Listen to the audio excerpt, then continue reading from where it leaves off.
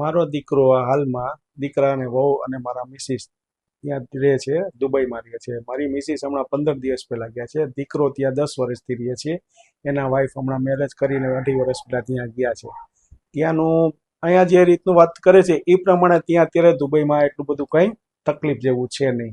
અને બર દુબઈમાં તો કોઈ જાતની તકલીફ નથી. ત્યાં આપણા ગુજરાતી પરિવાર ખૂબ જ રહે છે ત્યાં. અને ત્યાંનું એ લોકોનું કહેવાનું છે કે અમને અહીંયા કોઈ જાતની તકલીફ નથી. ત્યાં જે હુમલા થયેલા છે એ વાતો કરે છે.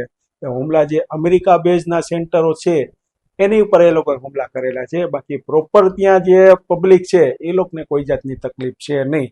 અને ખાલી જે એલર્ટ આપેલું હતું ત્યાંની ગવર્મેન્ટે દરેકને મેસેજ મોકલાવેલા કે તમે ઘરની બહાર નીકળતા નહીં, ઘરના દરવાજામાં ઊભા રહેતા નહીં, બારીમાંથી ઊભા રહેતા નહીં.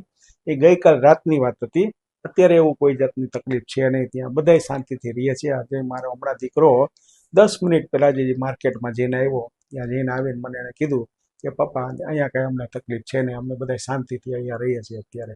આવું કદાચ એવું બને તો અમે ભારત સરકારને વિનંતી કરીશું કે અમારા પરિવાર અને ભારતના જેટલા બીજા પરિવારો ત્યાં રહેવા ગયા છે દુબઈમાં એ લોકોને પરત લાવવા માટે અમે ભારત સરકારને વિનંતી કરીશું. હાલની પરિસ્થિતિ એવી છે કે ત્યાં કોઈ જાતની તકલીફ છે નહીં.